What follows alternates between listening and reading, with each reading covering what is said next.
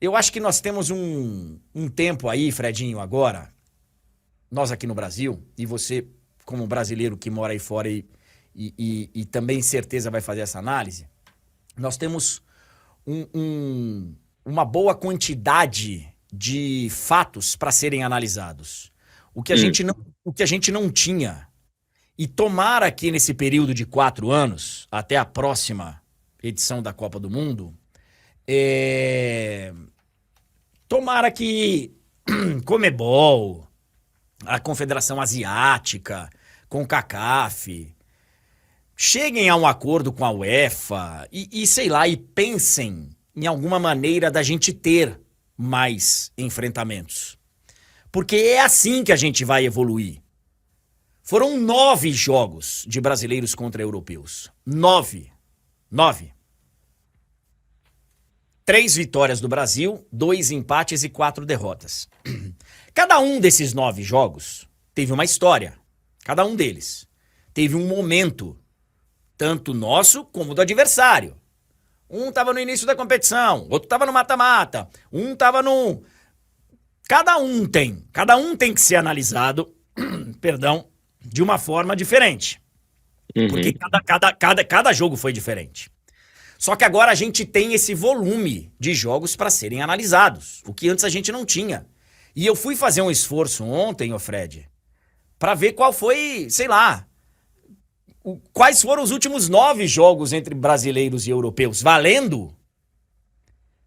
E, cara, eu andei para trás aí e vocês me ajudem. Fluminense City, o Palmeiras contra o Chelsea, o Flamengo contra o Liverpool. Já cheguei no Grêmio contra o Real Madrid. Vai ter que Já, voltar pro Corinthians. já cheguei em Corinthians e Chelsea, que foi em 2012. E a gente teve 5 jogos pra valer. E aí eu não tô considerando. Porque eu sei que tem jogo. Copa Suruga, Copa não sei. Não, gente, né? Jogo. Então, assim, pra gente contabilizar 5 confrontos contra europeus, nós temos que voltar em 2012. Em 2012. Então agora, Fred, a gente precisa regular a régua para saber onde estamos. Por quê? Uhum. Se a gente olhar para a imprensa e para o torcedor também, mas vamos falar da imprensa, vamos falar de quem deveria falar com uma análise mais racional e não tanto de paixão. Cara, colocaram a régua lá em cima. Porra, eu vi gente falando, inclusive, que a Champions era uma enganação. Eu vi gente teoricamente séria falando que a Champions é uma enganação. Os caras tão loucos. Então, assim, a régua não tá lá, a gente sabe que não tá, mas ela também não tá aqui embaixo, né? Acho que a gente agora pode começar a ter uma noção de onde tá a régua. Olha, contra times intermediários lá, dá pra jogar mantendo o nosso estilo. Contra Uhum. times ali, a gente tem que mudar muito o nosso estilo, tem que jogar por uma bola, e porque a diferença é grande. E o normal é perder. Na hora que chega ali do vamos ver, o normal é perder. E ainda não estamos lá. Então, assim, agora nós temos subsídios para fazer uma análise melhor, né, Fredinho? Não, assim, quando você tenta traçar esse plano histórico, vamos do Corinthians para cá, vai? Na época do Corinthians, o Brasil não estava sempre no Mundial de Clubes antigo, porque não ganhava Libertadores com tanta frequência, porque ainda não era, em termos econômicos, a Europa da América do Sul. Isso é um problema para o continente, e eu já venho falando isso há muito tempo. É bom para o Brasil? É ótimo. Mas para o equilíbrio da competição, muitos clubes sul-americanos estão olhando para a gente como a gente olha para o Chelsea. É, E como a é. gente olha para o PSG e etc e tal. Então, depois a gente passou a ganhar o tempo inteiro e começamos a bater antes de enfrentar o europeu, né? Então, eliminações de clubes brasileiros campeões da Libertadores que não chegavam nem a enfrentar o campeão da Champions porque não passavam de campeões da Champions Asiática ou da Champions Africana e etc e tal. E aí, em outros casos, você batia, jogava contra o campeão da Champions, tinha jogos equilibrados como Palmeiras e Chelsea, Flamengo e Liverpool, ou jogos muito desequilibrados como Fluminense e Manchester City. Esse contexto atual, ele é completamente diferente E ele mesmo dentro de contextos diferentes dá boas e más notícias, né? As boas notícias é que, opa, beleza, hein? Acho que dá para ganhar do Dortmund. Eu acho que dá para ganhar do Porto. Eu acho que dá para ganhar do Chelsea, como o Flamengo conseguiu na fase de grupos. Não sei se ganharia no mata-mata, mas certamente seria um jogo parelho. Dá para a gente sonhar com vitórias grandes como o Botafogo contra o PSG, o Fluminense contra a Inter de Milão. Porém, ao mesmo tempo, em certos momentos a gente foi colocado no nosso lugar, condizente com a cadeia alimentar econômica do futebol mundial, que é quando você pega esses caras no mata-mata, lá em cima, vai ser realmente muito difícil. Perfeito, perfeito. E acho que a gente tem que olhar bastante para o nosso umbigo, como Brasil e continente, e ter uma análise um pouco mais serena do momento. O nosso futebol continental está entregue às traças. Ah, mas a Libertadores é difícil, André, é difícil. É difícil. Eu sei que é difícil. Só que é o seguinte, cara, a Conmebol é uma vergonha.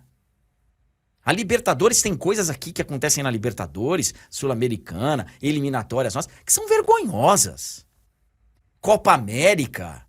Nós jogamos uma Copa América no mesmo lugar que foi a Copa do Mundo de Clubes, nos Estados Unidos outro dia. Os campos tiveram que ser menores. Teve, sabe, assim. E outra coisa que eu vou repetir aqui que eu falei durante a competição.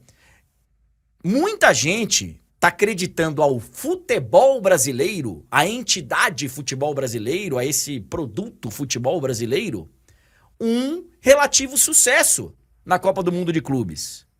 E não é, cara. O sucesso na Copa do Mundo de Clubes se deve ao trabalho que o Fluminense fez, que o Palmeiras fez, que o Flamengo fez, que o Botafogo fez para chegarem lá, para desempenharem lá, porque... Apesar da CBF.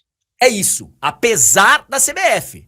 Agora, eu já vi aí o pessoal falando, pô, gente, vamos fazer uma liga única, mesmo com a divisão ali de direitos de transmissão e tal, vamos fazer a liga única, vamos, né?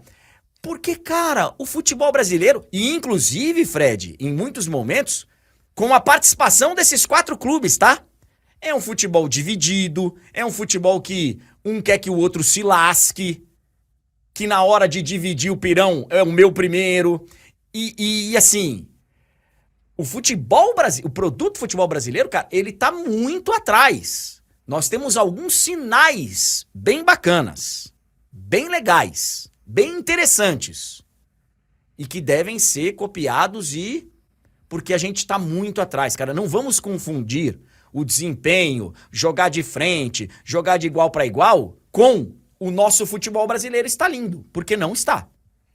André, o Chelsea, antes mesmo da grana do Abramovich, ele foi crescendo dentro da hierarquia do futebol inglês, porque quando foi formada a Premier League, o Chelsea não era um dos principais clubes da competição, não era um dos grandes campeões históricos do campeonato inglês, não era dos principais, só que ele foi crescendo por quê?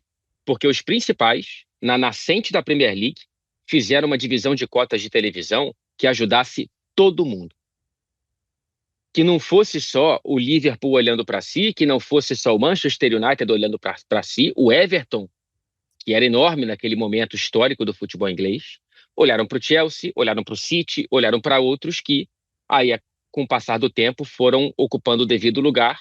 Porém, a diferença até hoje do que ganha de TV o Lanterna e o campeão da Premier League é muito pequena comparado às outras ligas. Então, eu acho que é um espelho que o Brasil deveria conseguir olhar, mas a gente não consegue pela desorganização da CBF e pelo egoísmo dos próprios clubes. Temos muito a caminhar, cara, muito. E assim, me preocupou bastante uma coisa, cara, e cada vídeo que eu colocava no Instagram, vibrando com as classificações, com as vitórias dos times brasileiros, eles eram confundidos com... Uai, mas você não disse que tava tudo bem? Você não disse que tava maravilhoso? Não, cara, eu tava torcendo pro resultado de um jogo ser favorável a gente, aos nossos amigos, aos meus amigos, sabe? Eu tava torcendo pro resultado do jogo, mas eu nunca aqui falei, cara, o futebol brasileiro... Porque, cara, eu tô vendo a realidade. Uma coisa é sonhar com resultados bacanas. A outra é analisar os fatos como eles são. E a gente está bem atrás ainda. Num jogo de futebol, a gente pode até ganhar, mas estamos atrás. O normal é perder. O Fredinho, só para encerrar, dos 9 jogos, foram 3 vitórias do Brasil, 2 empates e 4 derrotas. Há muito tempo a gente não ganhava de um time europeu. Desde 2012, nessa competição, o Botafogo ganhou, o Flamengo ganhou, o Fluminense também ganhou.